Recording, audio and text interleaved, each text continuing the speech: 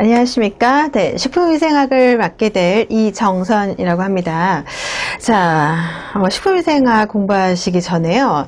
자, 우리가 그 공무원 시험 준비를 하고 계시잖아요. 자, 식품위생학을 보시면 내용이 11장까지, 챕터 11장까지 굉장히 내용이 좀 방대합니다. 그리고 좀 어려운 화학식이라든지 어려운 내용은 없지만요. 단순 암기하는 또는 통합해서 문제를 푸는 거가 많거든요. 그래서 식품위생학이 공부하는 방법은요, 챕터마다의 각 연계성, 그리고 통합성입니다. 자, 그것이 잘 암기하는 방법이고 여러분들이 효과적으로 공부하는 방법입니다. 따라서 저랑 공부하시는 특징 중에서 자, 잘 통합하는 방법과 잘 연계시키는 방법들을 같이 공부하시겠습니다.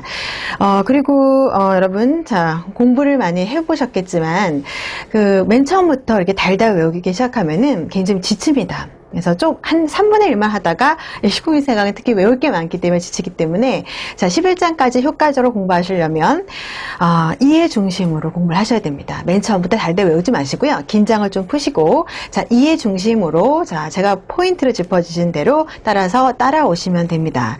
자, 그렇기 때문에 예습은요. 굳이 예습은 그렇게 많이 더 하시면 좋겠지만 많이 중요하진 않고요. 더 중요한 건 복습입니다.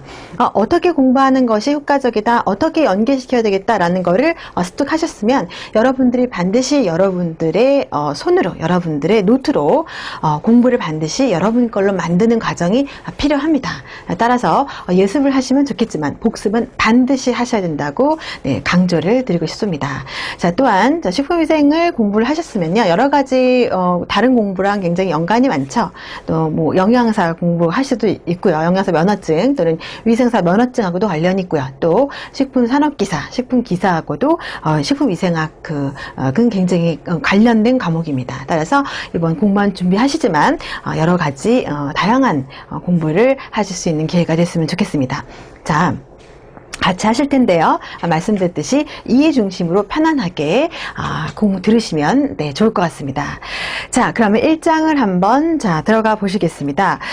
챕터마다 말씀을 드리겠지만 자, 제가 저희 공부하는 방식은요. 각 챕터마다 마지막 그 표가 있습니다. 자, 표가 있어서요. 그 내용 공부했던 챕터마다의 강조 부분을 다시 한번 연결시키실 겁니다. 그래서 어떤 그래프나 어떤 그림을 참 많이 제가 넣는데요. 그 이유는 뭐냐면은 도식화라든지 그림을 한번 보기에는 이해가 안 되지만은 그러니까 공부하시기는 힘들지만은 이해를 한번 하시면 그 시각화와 도식화가 굉장히 많이 빨리 여러분 머릿속에 들어갈 수 있거든요. 따라서 자, 맨 마지막 챕터마다 정리하는 부분이 굉장히 중요합니다. 자, 그거를 여러분들이 얼마나 빨리 캐치하시는 것, 여러분 걸로 만드는 것이 가장 중요한 포인트입니다. 자, 그렇게 진행이 될 거고요. 자, 1장부터 보시는데요. 자, 1장은 그렇게 많이 중요한 본격적인 내용은 아닙니다. 따라서 이거는 이 책 맨 마지막에 들어있는 식품위생법과 학교급식법이 나오는데요. 바뀌었죠? 그것들이 자, 최근 거를 실어 넣었으니까 한번 참고적으로 같이 공부하시기 바랍니다. 자, 1장 개요를 한번 보실까요? 자, 본격적인 내용은 아니고요. 자, 1장 식품위생의 개요입니다. 식품위생학의 정의인데요. 자, 식품위생학은요. 자, 식품이죠. 당연히요. 식품뿐만 아니라 식품 첨가물 자, 나오실 거고요. 챕터에서 8에 나오죠. 기구 또는 용기 포장을 대상으로 하는 음식물에 관한 위생을 다 통틀어서 뭐예요? 식품위생학이라고 한다라고 정의하고 있습니다. 자, 식품으로 인한 위해를 방지하고 식품 영양의 향상을 이루기 위해서 그 자체 변질, 오염, 유해 유독물질의 혼입 등을 방지하고 식품의 제조, 가공, 유통 및 소비 이르기까지 전 과정을 이제 위생적으로 확보하기 위해서 첨가물 또는 기구, 용기, 포장까지도 반드시 비위생적인 요소를 제거해야 된다. 식품위생학 범위 안에 든다라는 말을 하고 있습니다. 자, 목적을 왜 그럴까요? 왜 식품학을 배울까요? 식품위생학은요. 자, 위해를 방지하죠. 위험 요소를 줄이고요. 식품 영양의 질적 향상을 도모해야 되는 거죠. 따라서 식품 첨가물에 뭐 방지제, 살균제, 산화 방지제 같은 것들을 공부합니다. 자, 결국 목적이 왜 그럴까요? 식품위생학을 배우는 목적. 네, 식품 공무원에 합격하기 위해서 맞고요. 더 식품위생학에 관련된 적절한 포괄적인 목적은요. 결국은 국민보건의 증진을 위해서 식품위생학의 공부하는 목적이라고 이렇게 할 수 있습니다. 자, 보시면 되고요. 자, 식품위생의 개념입니다. 개념. 자, 이쪽 파트는요, 뒤에 법하고 관련이 있다고 말씀을 드렸죠. 자, 그래서 우리나라 같은 경우에는 식품위생이 처음 나온 시기가 1962년 1월 20일에 자, 식품위생행정으로 전환되었고요.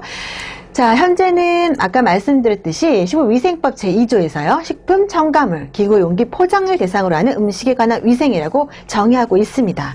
반면에 세계보건기구죠. WHO는요. 식품의 생육 생산 또는 제조로부터 최종적으로까지 어디까지 사람이 섭취할 때까지 이르는 모든 단계에서요.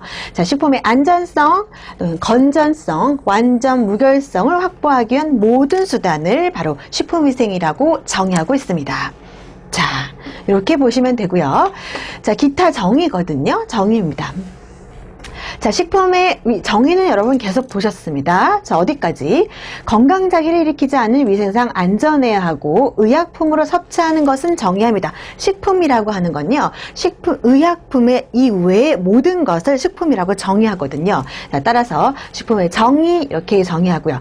위해성이란 건 뭐냐면요. 자, 앞으로 식품위생학에서 챕터 2부터 배우게 될 장입니다. 자, 보시면 경구 감염병, 그 다음 인축 공통감염병에 대해서 배울 거고요.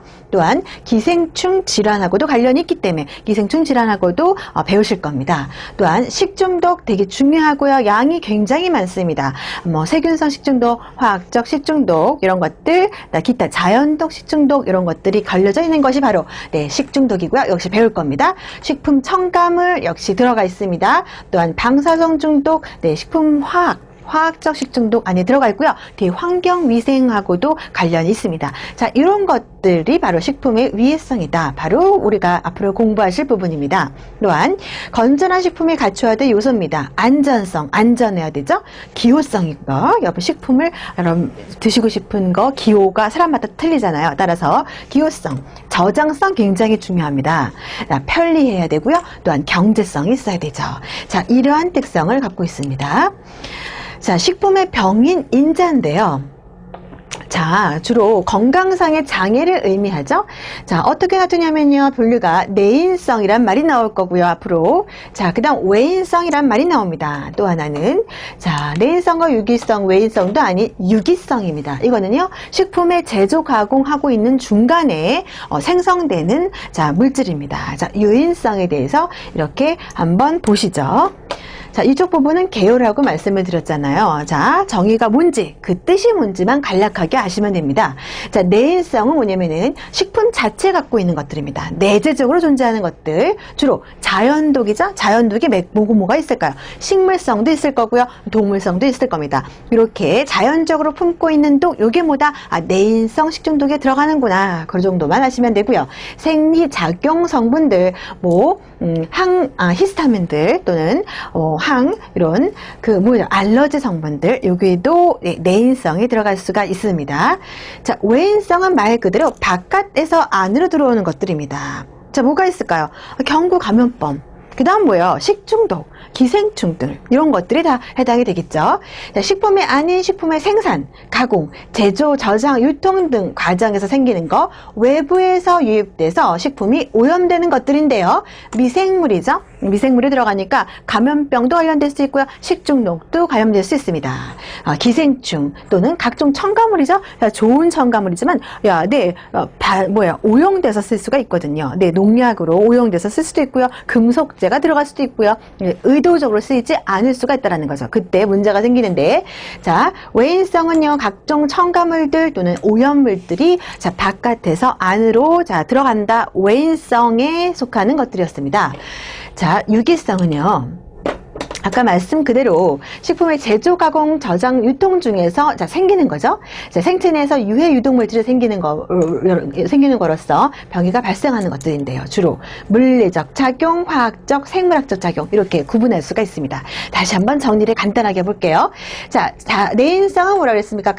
자, 식품 자체 고유적인 성분이라고 말씀을 드렸죠. 자연독, 그래서 식물성, 동물성 이것도 배우실 겁니다. 버섯독, 감자독, 청매, 동미다리독, 자, 동물성, 복어독, 바지락독, 나비독, 패독. 자, 이런 것들 자 배우실 거고요. 어디 내인성이 들어갑니다. 아까 말씀을 드렸죠. 각상성 물질, 효소 물질, 항비타민성 물질, 식이성, 알러지 같은 것들도 어디다 내인성에 들어갈 수가 있더라. 자, 굳이 이런 것들은 뭐다? 내인성, 외인성 여기 중에서 내인성에 들어갈 수가 있습니다. 자,